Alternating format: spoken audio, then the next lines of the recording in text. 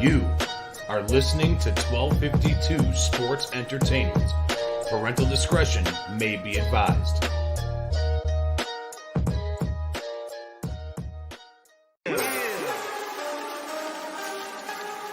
Woo!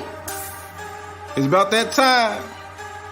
Fatmike, Chicago Sports. Yeah. Woo.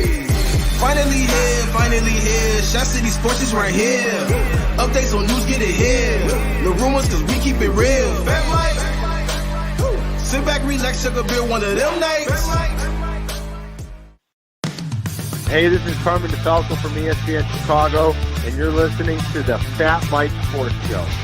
Hey, this is Dave Richard from CBS Sports, and you're listening to the Fat Mike Chicago Sports Show.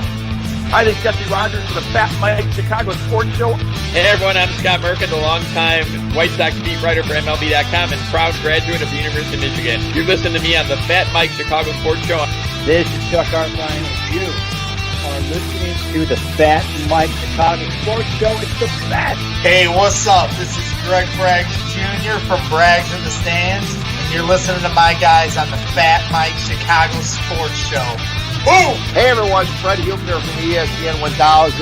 Great to be on the Fat Mike Chicago Sports Show. I'm Dan Zaborski, senior writer for Fangraphs, and you're listening to Fat Mike Chicago Sports Show. I'm JJ Stankovich from NBCSportsChicago.com and the Undercenter podcast, and you're listening to the Fat Mike Chicago Sports Show. Hey Sparkle, you know what I listen to? It's the Fat Mike Chicago Sports Show with my guy, Fat Mike. If you listen anywhere else, no shock. Listen to Fat Mike. He's the best.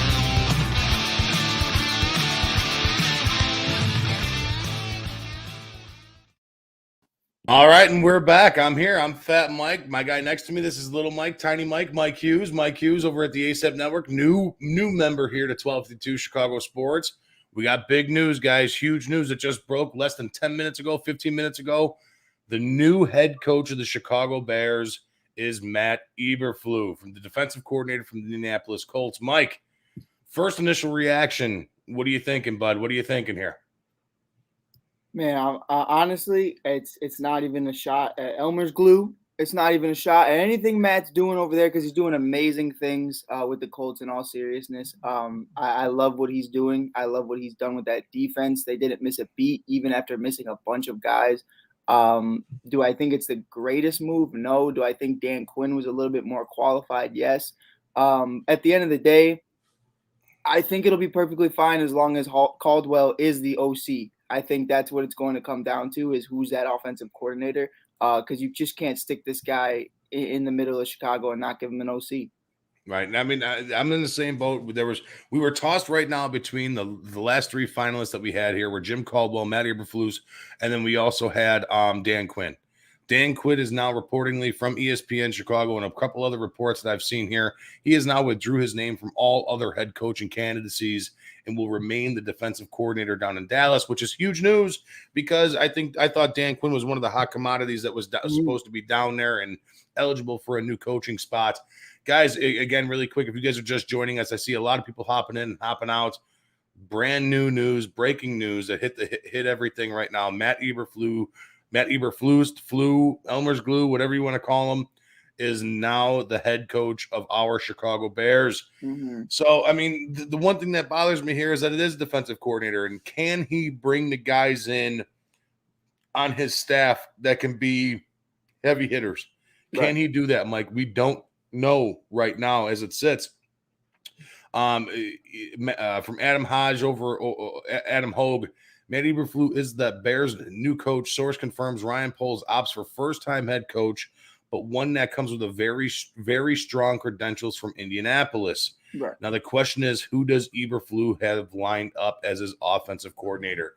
That is a huge thing. That's a tweet from Adam Hogue. Mike, what offensive coordinators are you going after here, man? Because that's a big thing. Matt Eberflus has to Matt Eberflus, whatever his name is. It's French or something, but he has to figure out something. So, who are you going with? Who are the candidates for offensive coordinator right now for this Bears team?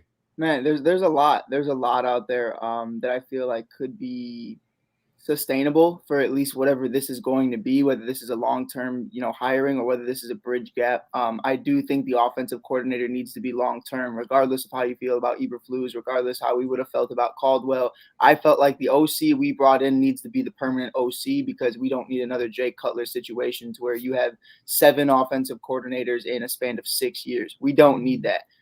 So I do think, one of them is Caldwell. I think Jim Caldwell right now, he's definitely, it's not above him or not under him, I should say, because we saw him as an OC in Miami. And the only reason that didn't work out is because of his health issues. He needed to step away in 2019. So maybe they're having a conversation with him about that right now. Maybe we're having the conversation of, I feel like it would be better for your health. It would be better for us and a better situation if you were just the offensive coordinator of the Chicago Bears rather than having the whole pressure of being the head coach of the Chicago Bears. He could right, and filling out an entire staff and all that other good stuff. Right. Yeah. I mean, I agree with you. I would love to see Jim Caldwell here. I mean, that was my proponent going into this. There was a couple guys that I wish that would have gotten interviewed that did not get interviewed. Brian Dable, there's reports out there that they had a Zoom meeting or a StreamYard meeting like what we do here with Brian Dable out of Buffalo, a guy that they didn't even ponder at, even fathom the thought of, a guy that I really liked. The fact that it's a StreamYard, Mike, is that how you know this ownership does not know what they'll pick up Jim Caldwell from the airport, but they won't bring Brian Dable in to have an actual face-to-face interview. That's the right of the mechanics. It's a shit show, and that's what we know here as Bear fans. I'm not going to shit on it yet, man. There's still a lot of time to be told here with what goes on with this Bears organization. Right. There's still, I mean, we can't give. I'll allude to this a little bit later in the show here. But a couple of guys that I wanted to see them interview, guys like I said, Brian Daboll up there in Buffalo over the last 4 weeks has really showed that he knows how to manage a run game, which I really liked. Right. 6 weeks ago when we were talking about this, when we knew that Matt Nagy and Ryan Pace were both out of here, I didn't want to see Brian Daboll here because he couldn't manage the run situation. Over the last couple of weeks with Devin Singletary and how he managed that offense looked really, really well. I really liked what I seen out of him. Another guy that I really liked that we didn't even give an interview to is Kellen Moore out of the Dallas Cowboys. Although they didn't score a lot of points in that playoff game, all right, I still liked what he did over the last 2 seasons with that squad. Right. There's a bunch of guys out there, and we didn't even do it. Now, there's reports out there too saying that these were our 3 finalists. Whose 3 finalists were these, Mike? Was it George McCaskey and Ted Phillips, or was it Ryan Poles? All right, there's reports out there saying that Ryan Poles was informed of, hey, listen, these are the guys we like from probably Bill Polian or McCaskey or whomever. Right. And he interviewed them off to the side with him by himself as well. What do you think actually happened up there at Halas Hall? Do you think this is a forced hire from not a forced hire, but a forced final 3 that what Ryan Poles inherited? Or do you think he actually had the opportunity to interview these guys? The way I look at it, and I can't speak for Matt, but I'm going to say from my personal thoughts of where I see this going down is I do think it's somewhat forced, but I think he had that option to go somewhere else. I don't think it was a legitimate option. I think it was just being nice, kind of being like, hey, but if you want somebody else, definitely just let us know. But these are the 3. You know what I mean? Like kind of shoving it down your throat. I think, without a doubt, it was forced because we already knew a week ago, that these were the 3 finalists, that these were the guys we're having conversations with. Brian Dable was beyond gone already. Byron Leftwich didn't even get spoken to. Like you said, Moore didn't even get a phone call. There's a bunch of guys. Jim Harbaugh, I don't even think they had a legitimate conversation with Jim about anything. So I think there's a lot of different ways we could look at it. But I think at the end of the day, we heard Poles say himself that he understood during the interview hiring that those were most likely going to be the 3 finalists. So I think the fact that he had enough time to actually wrap his mind around that is why we're seeing it happen so early. I think he's been thinking about this. He's been having these interview processes. They've probably given him every single thing they've learned and every single thing they have on every single one of them. I'm not going to say he picked the wrong guy or the most unqualified guy. Because like you said, it's too early to tell, but he definitely had to have had enough time to think about this to just randomly pick the 3rd guy. Well, it's also definitely in my eyes right now, as you see, we see Dan Quinn out there at Dallas Cowboys D coordinator, ex ex-Atlanta Falcons head coach, ex-Seattle Seahawks defensive coordinator. He has a resume behind him of some pretty good stuff, Super Bowl win, Super Bowl appearance, and then now playing at a playoff level caliber defense with the Dallas Cowboys, which is something that I never thought I'd see because the Cowboys are my least favorite team in the entire NFL. But then also Jim Caldwell, again, head coaching experience with the Indianapolis Colts, with the Detroit Lions, 2 Super Bowl wins underneath his belt with the Colts, and then one also with the Baltimore Ravens as offensive coordinator. So it just goes to show, again, those resumes demand pay. That type of resume demands a higher increase. And now, is this the cheapest option? Is this why the Bears went with Matt EBERFLUS? Is this the reason why? And it kind of all signs point to yes at this point, because, again, great defense out there in Indy. All right, I could go over and all between that entire defense, great defense. But what has this guy done? I mean, seriously, what has he done? He's a younger head coach, born in 1970, so we got that going for us. He's 51 years old. As a coach, he's been the defensive coordinator for the Cleveland Browns from 2009 to 2000. Or I'm sorry, linebackers coach in Cleveland from 2009 to 2010. Linebackers coach in Dallas from 2011 to 2015. Linebackers coach and passing game coordinator, which is odd for me. I don't even, what the fuck does that even mean? And then now he's the defensive coordinator from the Indianapolis Colts to 2018 to 2019, arguably the best years that the Colts have had. It's odd to see this hire. Honestly, it kind of baffles me a little bit in what's going on with this hire. Yeah, and it was awesome because me and you were having little conversations in the back, and you told me, we're going live if they hire someone today. And I was excited. I woke up, I was excited today. I said, yeah, you know what? Fat Mike got me. He got me by the balls. I'm not gonna lie. I wasn't about Caldwell at first, but now I've turned around. I'm happy. I embraced the idea of it. Then I got the notification, and I was like, "Fuck me, man! Like now I gotta get to work. Time to go." But that's what it is, and that's what the Chicago Bears fan base has been its entirety of everything. All right, Deshaun Watson, Patrick Mahomes, Jamal Adams, Christian McCaffrey, all these other guys.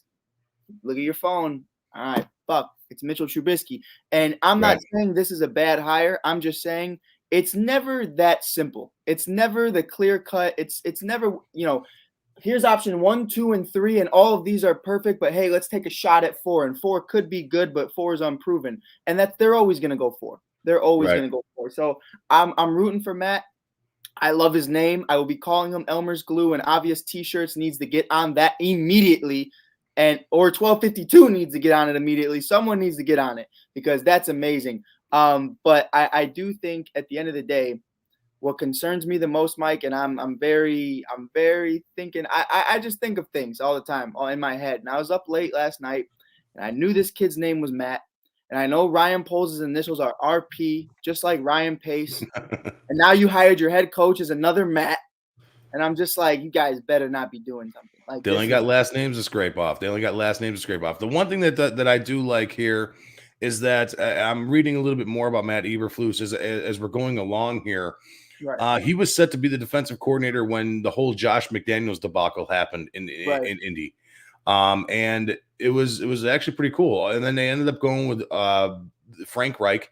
Obviously, Philadelphia's offensive coordinator was hired by the Colts to be their next head coach after that whole shitstorm that happened. Yeah. And the Colts general manager, which is a guy that I really wanted a few years ago, Chris Ballard, I just like his no-nonsense bullshit.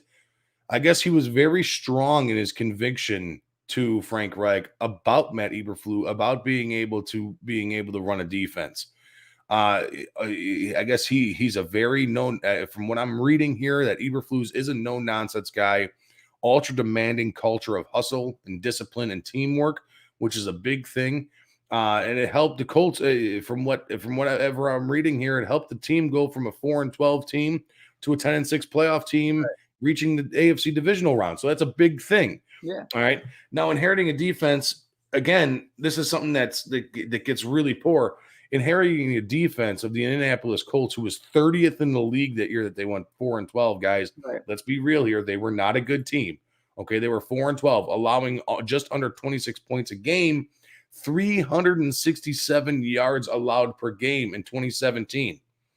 And Eberflus immediately turned that defense around in one season to a number 10 rank, a top 10 defense, allowing 21.5 points per game, number 11 in total defense, and 339 yards allowed per game in 2018. Right. So this is all these stats are coming from PFF and coming from Wikipedia.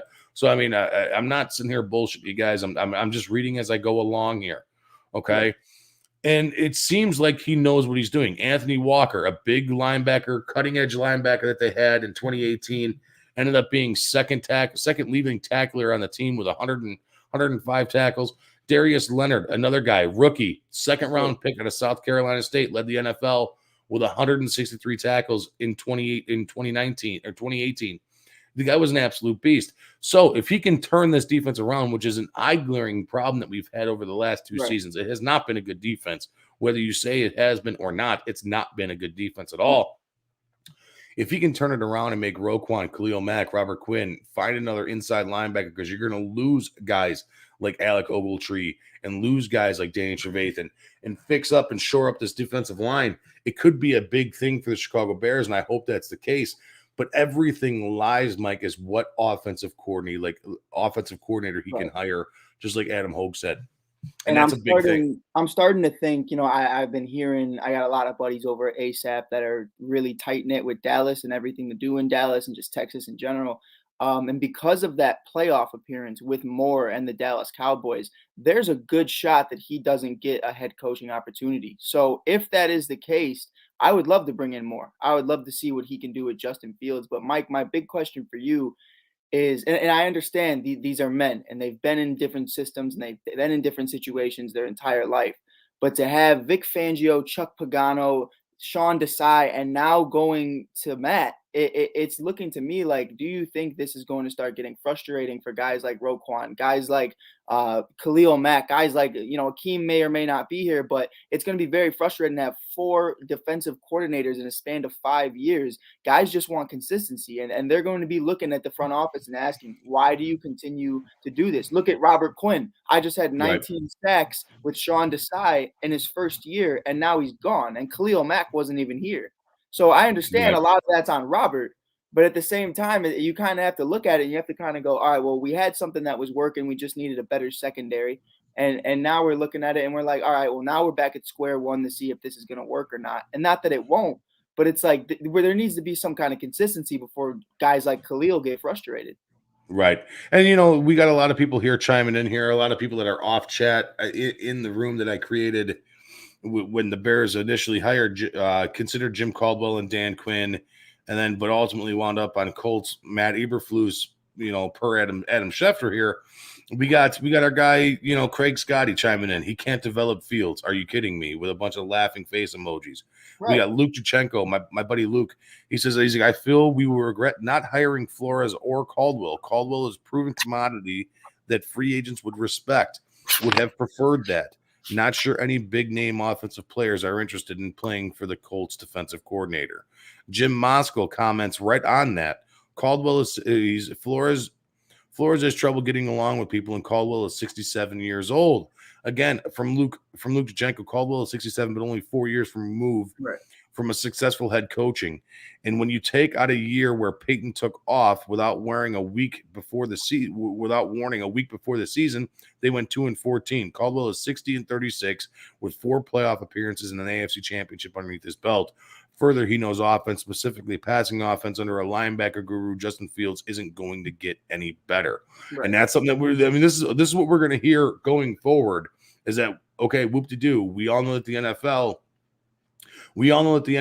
is now an offensive game. It's no longer Monsters of the Midway. Your Monsters of the Midway has to change. It has to progress to the offensive side of the football. This is something that you and I said the other night, Mike. It's the same fucking thing over and over again. Right.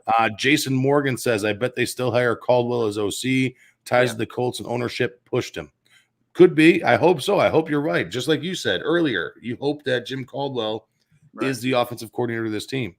Our guy Andrew Faubert says, got to hear about how you feel about this. I'm pretty sure he's in the background listening as we're sitting here fucking off. Stephen Crandall, I don't like any of them. Maybe Quinn.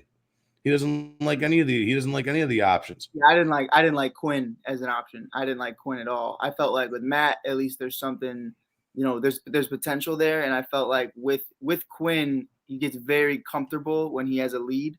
And that's where I see a problem. Like you said, with Matt, it's a no bullshit kind of mentality. Right. So it doesn't matter if you're up 30 or you're down 30, it's the same mentality. And at the end of the day, though, Mike, I do kind of want to address this because with the Caldwell stuff, being 67 years old, having the heart issues, we've seen Andy Reid step away with heart issues at the age of 63. Bruce Arians is 69. We all know Bill Belichick, right? Bill Belichick is old as dirt. I mean, he is father time. So I do think the Caldwell being too old thing is or even having heart issues is kind of not a little played out. Yeah, it's just a little played out. And we've seen plenty of guys. I mean, we saw Andy Reid go off with heart issues and then go on to win a Super Bowl and then go on to go to another Super Bowl. Like it really doesn't, I don't hold much validity to it. As long as he's on that plant-based diet that everybody says Caldwell is on now, I don't see any problem with it. But coming to Chicago, it's going to be very hard to remain on that. Yeah, it's all sausage and grease here in Chicago, man. We all know this. Yeah, that's why they probably just spared Jim the heart attack. So well, a couple other guys, our guy Mike Rizzo, who always chimes in. Mike Rizzo says yawn to the EBERFLUS hiring. And then Mark Thompson says, yeah, hire a defensive guy when your offense is absolutely offensive. And it's, that's the same type of thing we were sitting here. I mean, I was sitting here on last night with Mike. I was sitting here with Ryan Badgley over at the Barroom Network. Unfortunately, you weren't able to make the show, but we were talking about all these different hires and all these different candidates that are available through the coaching process here and through the GM process on who you got to hire. And he was a little worried about Caldwell. And, I understand. I get it. I'm still in the same realm of that. Yeah, you got to be a little bit worried about this man's health because he stepped away from Miami, quarterbacks coach in 2019, and assistant coach, quarterbacks coach down there underneath Brian Flores.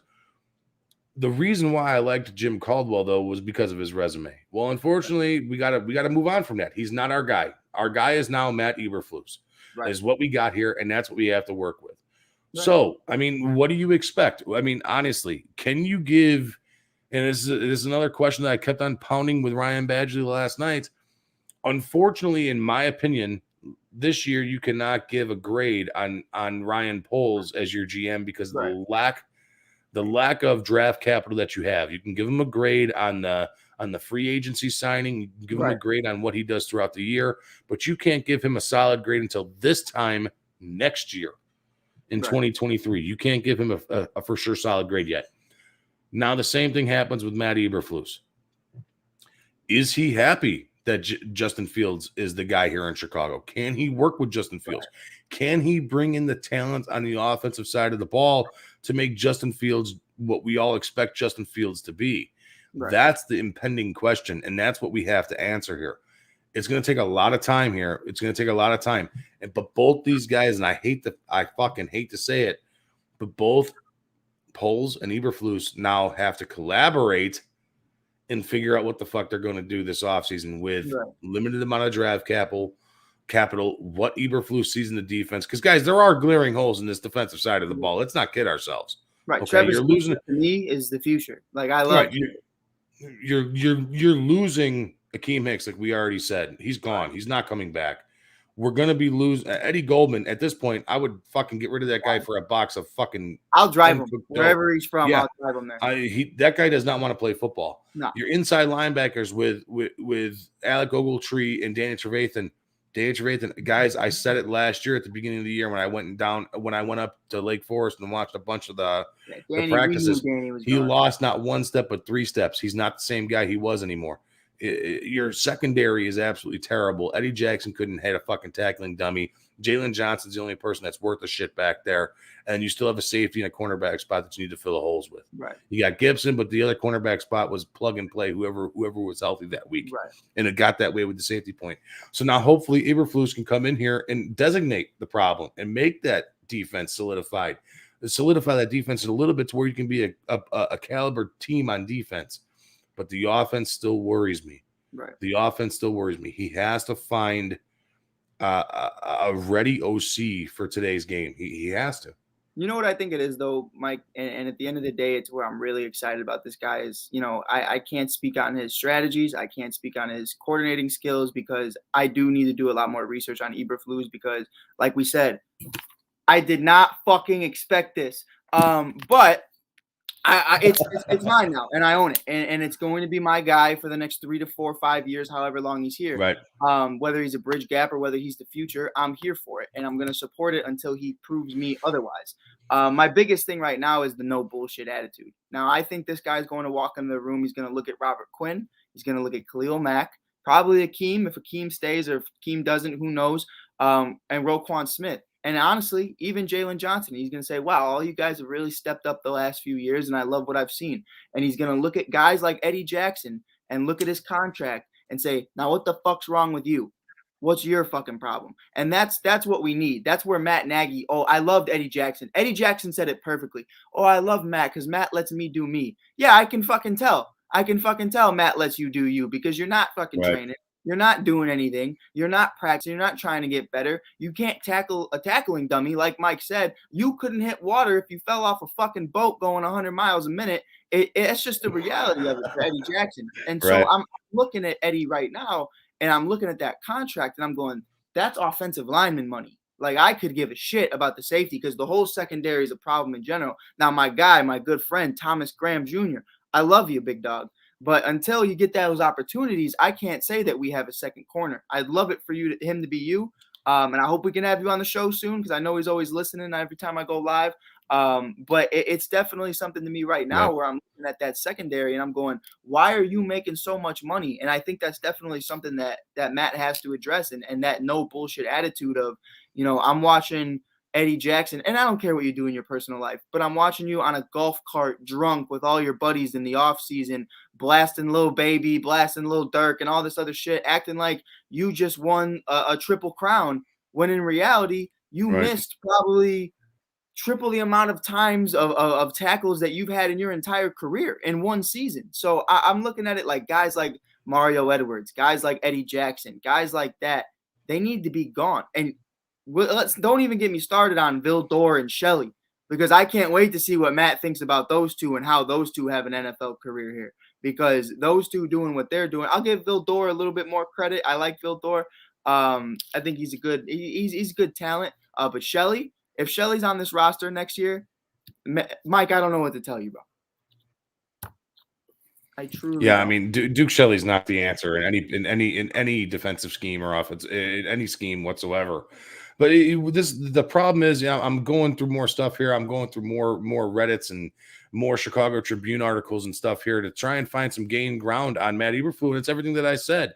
He's a defensive coordinator. He's a defensive guy. He's a no-nonsense guy. He's a factor. Those who've coached and played for the Chicago Bears will love this guy. They're saying that he is a really good and rave about his potential of the candidate of him being the next big thing.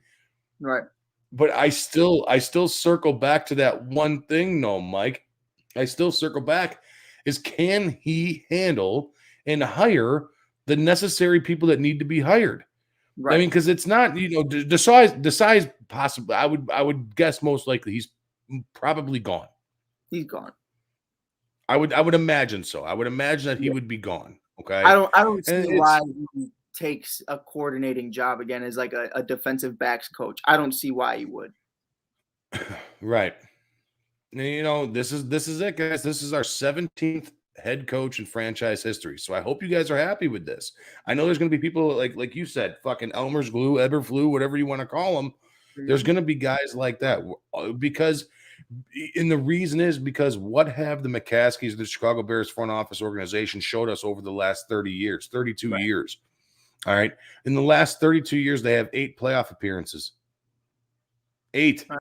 Or I'm sorry. I fucked that up. They have 8 winning seasons in the last 32 seasons. Right. And that's not 500 seasons. That's not playoff appearances. That's 8 winning seasons, above 500 seasons. And it's not good, guys. It's hires like, and I don't mean this as a shot to Matt. I like Matt, what he does. And I don't want them to play this tape a year from now when we're in the Super Bowl saying, see, Mike didn't know what he was talking about. I'm not saying we can't win with the guy. I'm saying the reason we've had 8 winning seasons is because you have 3 to 5 clear-cut options of guys who are offensive-minded guys who can fix Justin Fields and who can make things good. Right. The same way we saw with Trubisky, the same way we saw with Cutler and Sexy Rexy. We can go down the list. Josh McCown, I don't care who it was. You always had these options out there, and then you go with the wild card and say, I hope this works. Now, I think Matt has a potential to work. I think he could be a really good head coach. I think he has a lot of intangibles to him and how he goes about his life, and his way of play style that are the monsters of the Midway. But at the end of the day, this is why you only have 8 winning seasons, is because you're going with the wild card yet again. And that's the craziest thing to me is it's like you just never learn. It's like when you tell your kid that the stove is hot, don't touch it, and he just fucking grabs his hand and just keeps holding and looks at you straight faced and is telling you everything's fine. Like that's it, your kid's a psycho, bro. Like that's what it is at the end of the day. You're nuts. Right. Like something's not right. Like Your kid's a psycho, bro. If my niece looked at me tomorrow put her hand on a hot stove and stared at me straight in the face and said everything's fine, I'd be like, get this little fucker away from me. Like this is weird. And right, and this kid's crazy. That's who the McCaskies are. They're weirdos. They're just a weird group of people. And they don't learn from things. It's just that. And Mike, I want to ask you: is it they just don't want to go away from what George did? George Hallis. They don't want to take away from what he did and what he built. They want it to be Monsters of the Midway forever. That's the culture they want to build. They don't it really could be, Mike. It really could be, because the tradition here in Chicago is defense. And that's what we've seen. We've never fired a coach in the middle of the season when Matt Nagy should have been fired after week 3 after the Browns game. All right. There's it's just the tradition. And the tradition gets old, guys. It's not like me watching It's a Wonderful Life every Christmas Eve. That's a good heartfelt, warming decision. I make the decision every Christmas Eve to throw on It's a Wonderful Life because that's what I grew up doing. And that, it's almost the same exact way with the Chicago Bears. They gave it a stab as head coach. It didn't work with Matt Nagy. Everybody said he was going to be the cat's ass and the cat's meow. And it ended up being that the 4 seasons he was here, all 4 seasons, he finished in the bottom fucking half of the league in offense. Plain and simple. Now, it could be something as silly and stupid as that. But I want to say this really quick. When Frank Reich hired him as defensive coordinator in 2018 for the Indianapolis Colts, since that day, a team that has never had a defense when Peyton Manning was there at all, period, or when Andrew Luck was there, to mind you. Yeah. All right. The Colts have allowed the 10th fewest points in football and have had the 2nd most takeaways and yielded the 3rd fewest yards per carry at a defensive standpoint. Now that gets me hard. That gives me a boner here sitting here talking that, because if he can swap over this defense to be a legit defense again, now we're looking at something here. It's going to be great. It's going to be great. Our guy Roger Shue saying, great show, Mike, watching you at work. Roger Shue, thanks for chiming in, my friend. I really do appreciate it. But hey man, if we can do that, if he can do that with this defense, let's get real here, man. We're not going to have that all the time where we had in 2018 when Matt first starts off here and you have 31, 33 takeaways that you did that year. It's just not going to happen. All right. That was a fluke season. And that's why the Bears team made the playoffs that year. It wasn't because of Mitchell Trubisky. No. All right. It wasn't because of how we ran the ball. It wasn't because of how we passed the ball. It was because the defense always gave the offense field time. Right. All right. They gave the Bears time of possession. Now, you go back and look at every single one of those 2018 games, the Bears won the time of possession battle. Mm-hmm. And let me tell you, if your offense is on the field with the ball, Mike, chances are you're going to fucking score points. Right. And Mike, we look back at what happened this season, and I was one to say it all the time. This offense later into the season, I'm looking at the scores right now against Green Bay for the final go, December 12th, 30-45. That was the defense that let up 45 points. You look at the Cardinals, 22-33. You look at the Ravens, 13-16. You look at the Steelers, 27-29. Look at the 49ers, 22-33. If these guys, and not to say it was on the defense, but they were allowing the most points they had allowed in a very long time. Yeah. So if Matt can come in here and keep these offensive teams to 14 to 17 points, I do actually believe. I mean, shit. If you can just hold them to 22 points and under. Right. And I believe in this offense enough, though. I really do. I believe in Justin. I believe in David Montgomery. I believe in whoever the offensive coordinator is. If we bring in someone like a Chris Godwin or someone along those lines, I do think at the end of the day that it could be better than not. Like you said, it's more of a 2018 vibe to it, to where we're going to be able to give Justin Fields a million opportunities a game to be successful, and that's where we're going to see this kid. You have to. And, you know, like I talk with my friends, my family, I talk with you guys here at 1252. I talk with other big names throughout the industry. And the thing that I always go back, I never let anybody persuade me on what's going on with what I actually see with my own two eyes with the Chicago Bears. The Chicago Bears offense is lackluster, man. It's bad. The offensive line is bad. Whether you believe it or not, James Daniels, he's on his I think he's on his last year before he gets his shit. Sam Mustipher always getting pushed back at the center position. You have no idea what's going on at your two bookends. If it's Larry Borum, if it's Tevin Jenkins, this, that, and the other thing. These are things that you have to address with the Chicago Bears team. And hopefully Matt Eberflus finds a guy that can bring in the guy that knows what the fuck he sees and can see that if a guy on the couch sitting here can see this. All right. And this also goes for Ryan Poles too. This is why I like the hire of Ryan Poles, because he's an ex-offensive lineman. Guys, just so you know, the what's the test they used to do? The Wonderlic test. Offensive linemen always score the highest, guys. Offensive linemen always score the highest. Right. The further you get away from the ball, the dumber the players get. Plain and simple. It's the fucking truth, Mike. It's the truth. Listen, as a safety, I resent that. But as a safety, I hear you. You know what I mean? The further you get away from the ball, the dumber the player gets, because you're specified in one role. As an offensive lineman, we all know, guys, that game is won in the trenches. Football, you cannot score points unless you have an offensive line to move the fucking ball forward. Exactly. All right, this has been something that I've been preaching since. I'm getting fucking pissed, Mike. This is something I've been preaching since 2017. All right, this is legit every year since we've drafted Mitch Trubisky. What the fuck are the Chicago Bears doing not going after O-linemen? All right, your O-lineman in the 6th round, 7th round, that doesn't mean dick. All right, go out and get a big guy. Go out and get somebody who's solidified in college at Indiana, Northwestern, Ohio State, fucking Wisconsin, Penn State. Go out and get those guys because they make a big difference. There's a reason why those guys are there. There's a reason that those programs are successful. All right, but I'm getting off my concept here. Good. All right. What I want to see the Bears do, what I want to see Matt Eberflus and Ryan Poles do, is bring in they have to work together. Right. All right, be like, hey, listen, this is what I think about this offensive coordinator. He has an eye for offensive linemen. He has an eye for talent.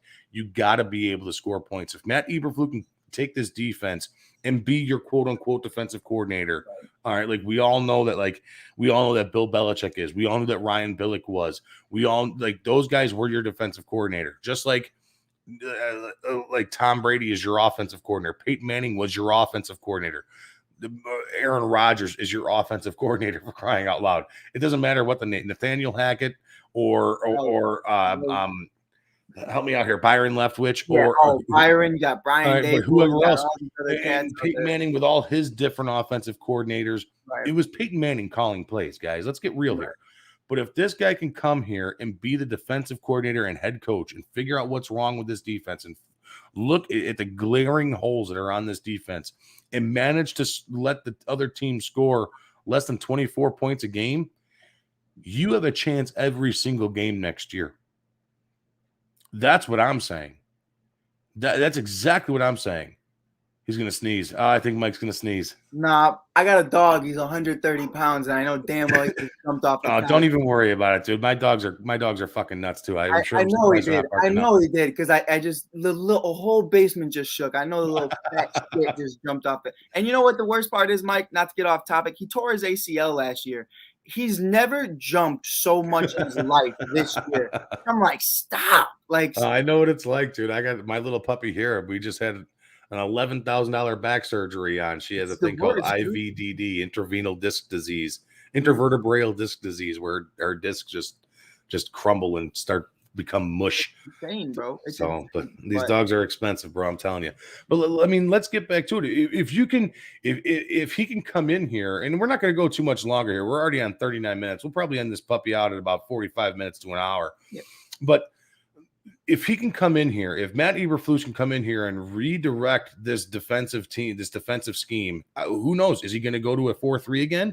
Right. Is he going to play a 3-4? Right. What's he going to do? I think that's the beauty of the situation we're actually in right now, is because you look at it, Robert Quinn, Roquan Smith, Khalil Mack, Jalen Johnson, all going to fit no matter what system you put them in. I think it's perfectly fine. But the problem is Eddie Goldman. Danny Trevathan, Akeem Hicks even, and a bunch of other guys that you don't want to put in different systems. Those guys are now going to be free agents, and Eddie can just go to bumblefuck. I don't care where Eddie goes. Right. He can go in his dark little hole and listen to Rod Wave or listen to whatever sad little rapper he wants to listen to. But it's definitely something. Juice World 24/7 is what Eddie Goldman is. I was going to say it, but I didn't want to say it. Yeah, no, but it comes down to it at the end of the day, though, is that the difference is right now we don't really have our 4-3, our 3-4 type of guys. They are free agents. That's the reality of it. So I think it's a beautiful time to actually switch up the defense if you wanted to, because you don't have to worry about, is this guy going to fit or is this guy going to fit? If you want to go to a 4-3, then bring in Hightower. Bring in Hightower to go mesh with mesh with Roquan Smith. That's perfectly fine to me. You have Trevis Gibson. You have a bunch of guys you can work with. I'm really excited about Trevis Gibson. Tashawn Gibson, like we said, here's the fucking door. Don't let it hit you. Right. But it's to the concept of, with Trevis, I think Trevis is a dog. And I think at the end of the day, when Robert Quinn leaves, it's Trevis Gibson's spot. And I think that's the most beautiful thing about it is he's able to learn from these guys. And I think Matt's going to see that. Well, and if you I'm looking at the free agent list this year. This is what you can go off of. Obviously, Big Ben retired this year, so you're not going to go after him.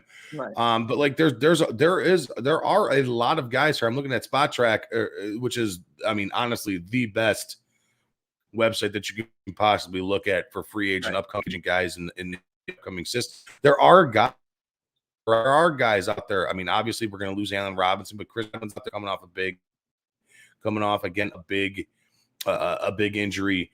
You got, Dante Fowler Jr. out of Atlanta, defensive end that could fill that role for Eddie Goldman. But you're going to pay out the ass for him because that's what free agency is. In any sport, no matter what happens, you're going to be paying out the ass for a free agent because it's a need and they want their Right. And still guard tackle out New Orleans. I don't like him because of the age, but he is a stud. Stephon Gilmore, cornerback out of Carolina. Calais Campbell, he's ancient, but can he fill in a role like something like that? Guys like Will Fuller, always in trouble, always hurt, always doing something he's not supposed to be doing. On the safety aspect, the one guy I really like is Quandre Diggs out of Seattle, even though he had that bad injury in the last game coming up here. There are a lot of guys here that can make a difference. Tyrann Mathieu from Kansas City, I would take a stab at him in a fucking second. And all right, really, he's 29 years old. He's going to be 30 next year. Right. There are a lot of. Can you imagine him and Jalen Johnson though? There are a ton of offensive linemen. Like I said, you got Dwayne Brown, ancient. You got defensive tackle to figure out. Brandon Williams out of Baltimore would be a great pickup. That'd be a nice pickup. It'd be fantastic. Guys like who else is out there? Let's see. Linval Joseph. Fucking guy's awesome out of the Chargers. I would take the guy in a second. You got Eric Fisher out of Indianapolis. That'd be a guy that I'd really like to have on this Bears offensive line. What are we doing here? That'd be something that I'd really, really like.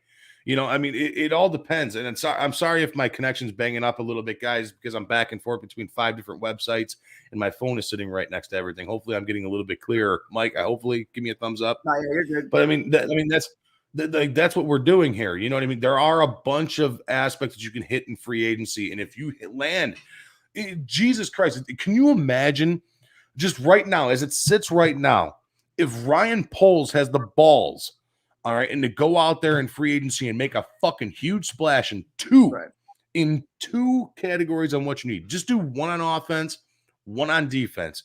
The two guys that I want on the Chicago Bears roster next year are Quandre Diggs, safety out of Seattle, and Eric Fisher, left tackle.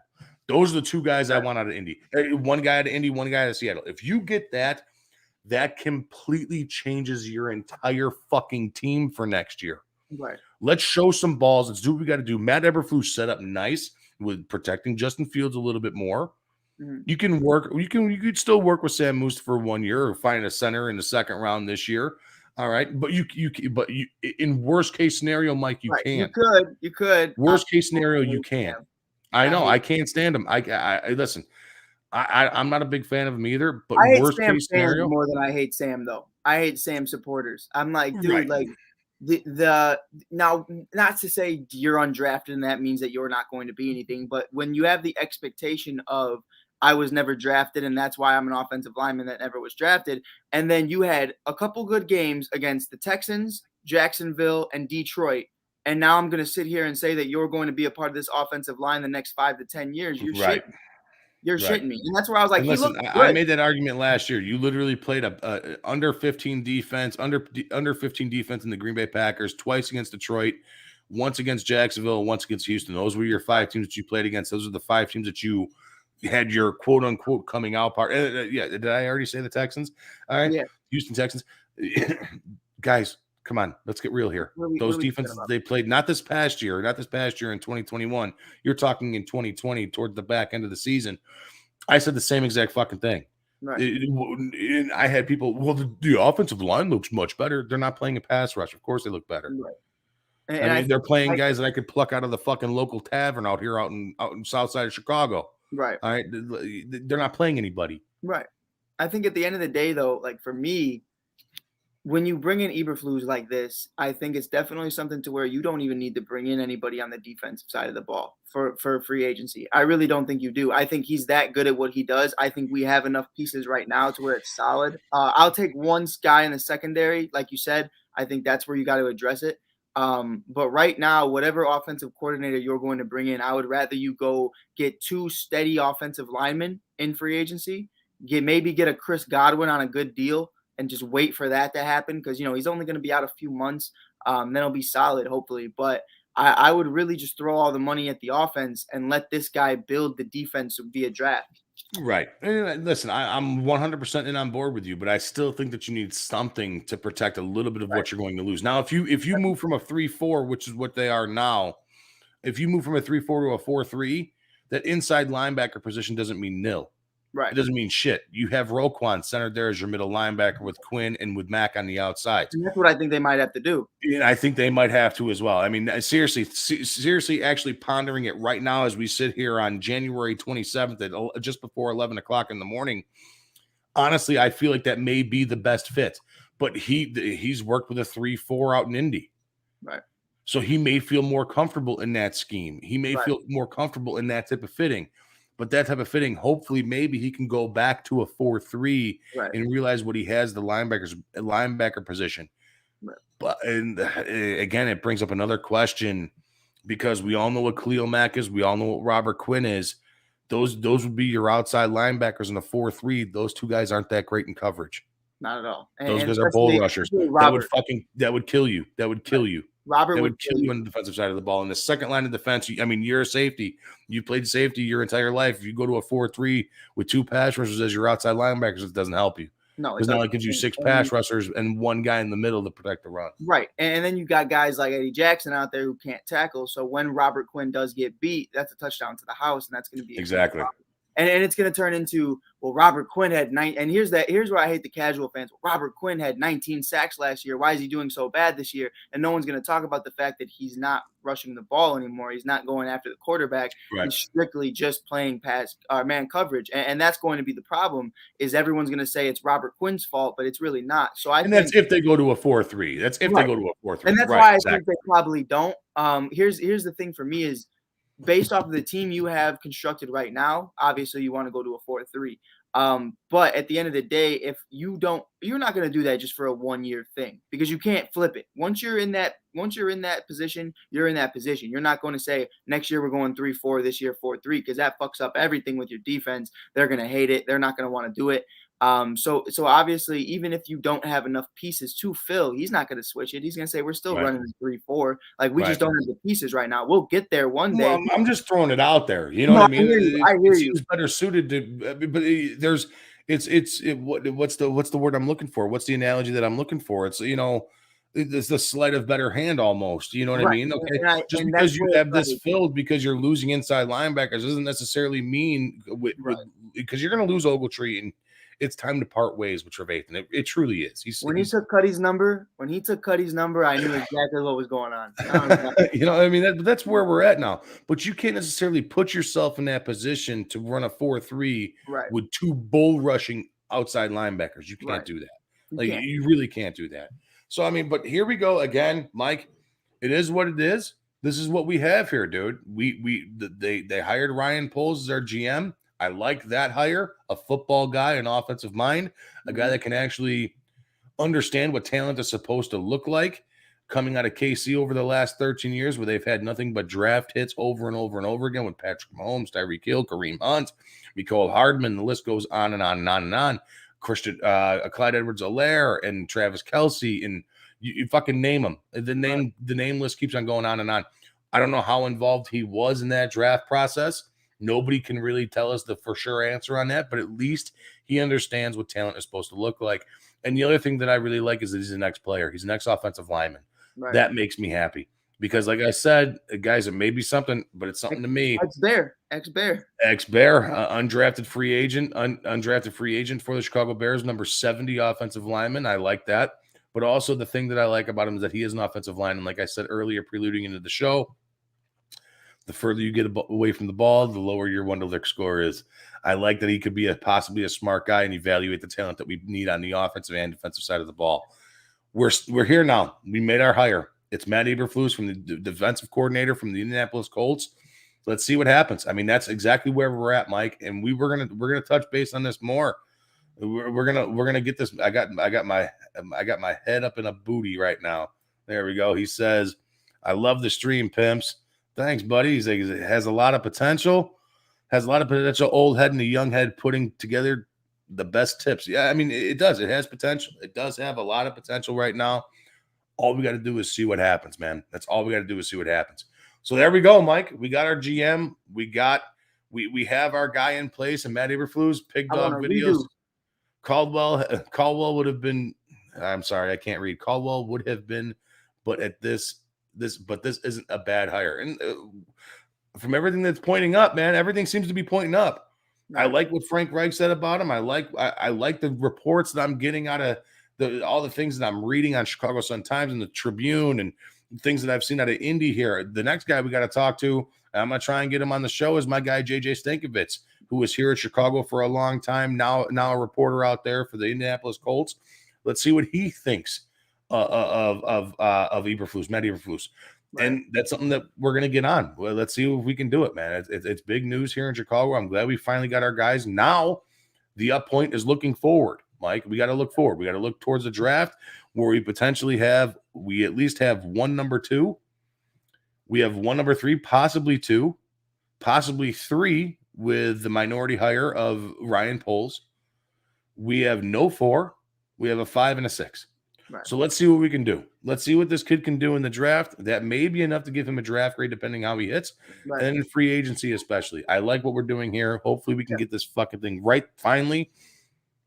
I don't know. What are your parting thoughts, Mike? You know, I think you hit it on the head with the drafting stuff, is because I know what Ryan Poles can do in the first 3 rounds. I know you can get your Travis Kelce's. I know you can get your Tyreek Hills, your Patrick Mahomes, your Clyde Edwards-Helaire's, and all these other guys. I know what he could do.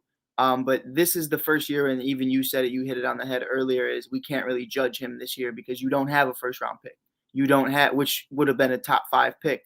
And you look at it, or somewhere, I think it's 5 to 7 for the Giants, but it's definitely something to where you look at it and you say, the difference is the one time I would want to have Ryan Pace again is because we have all later round draft picks. I don't know how he's going to be with that. I don't know how he's going to pull with that. So I'm very excited about it. I'm very to see how he hits in the later drafts, the second round, the 7th.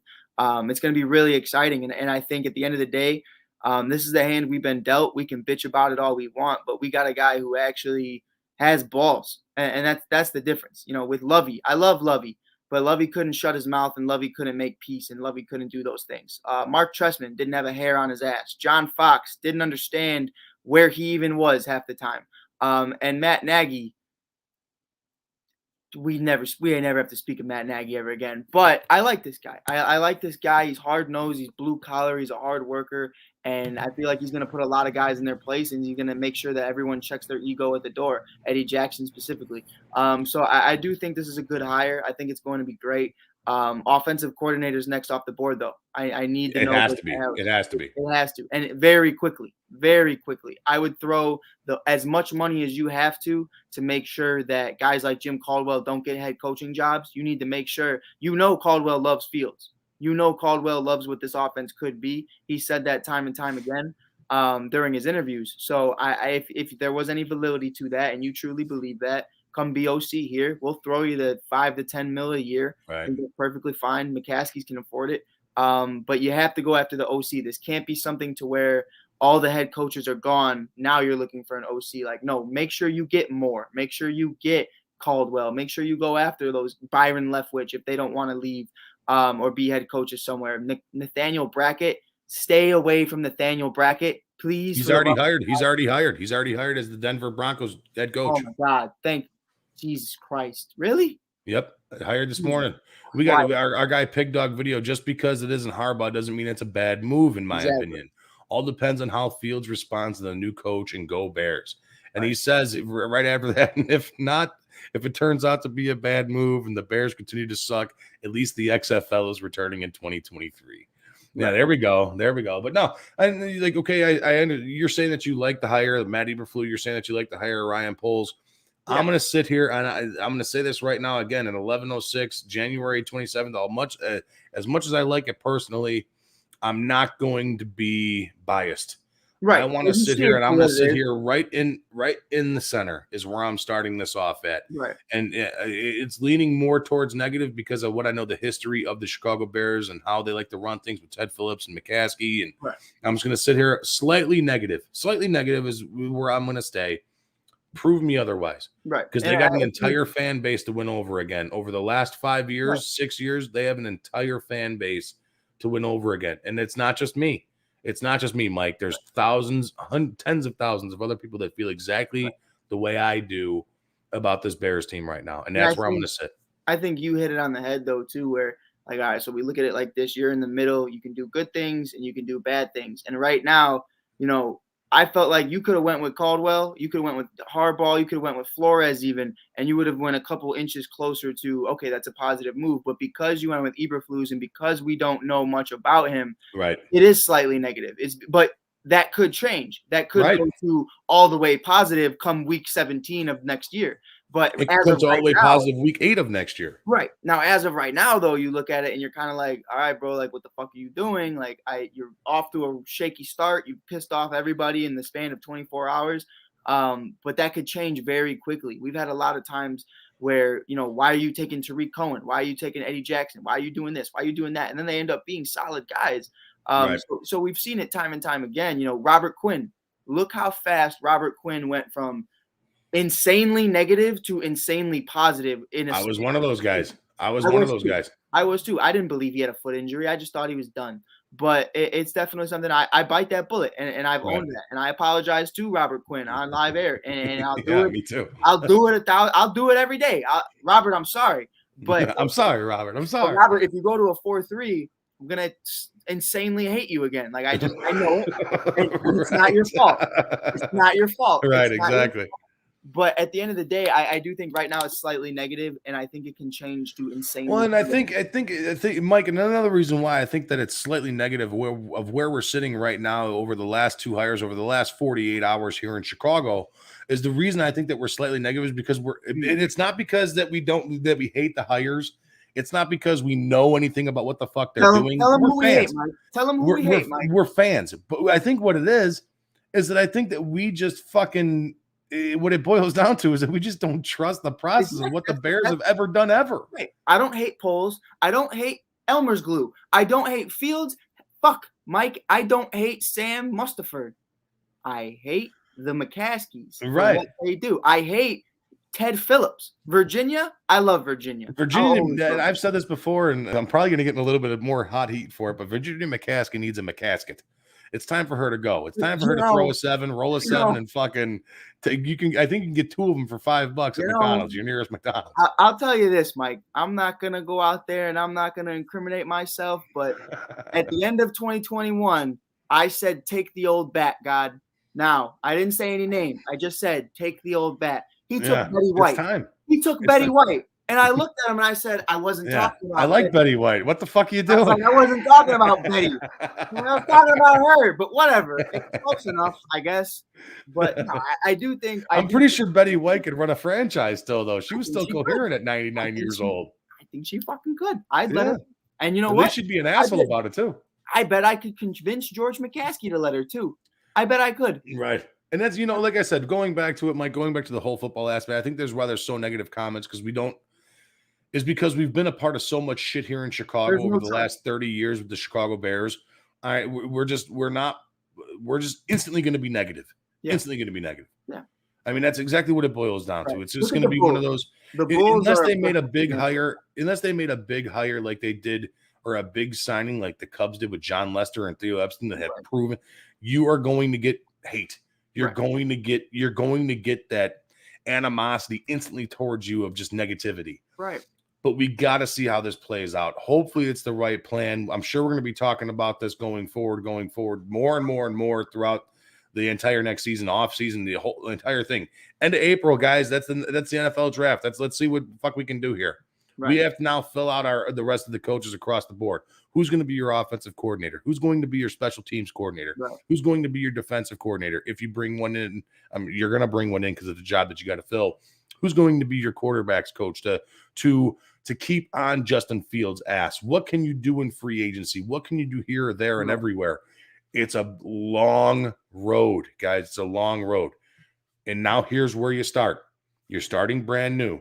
Going into next year, you're 0-0, 0-0 with everything across the board. Nobody has a winning record underneath their belt. Not your head coach, not your GM. Figure it the fuck out. You're playing even keel. You got time to do it. You have plenty of time to figure out the rest of your coaching, rest of your coaching positions. Right. But everybody starts 0-0 next year. Mm-hmm. Here's where you got to make a difference. And I'm saying my difference. I've looked at their opponents for next year: 2 against Detroit, 2 against the Packers, 2 against the Vikings. You look elsewhere. They can possibly win 10 games next year. I think they could. They really can. But that's if Justin Fields stays healthy. The team is constructed right now. Exactly, right now they can win 10 games.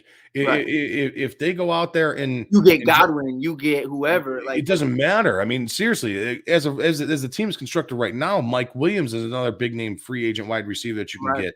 There's a lot of guys across the board. You got to make a splash in free agency because the lack thereof, that's what you have in the draft.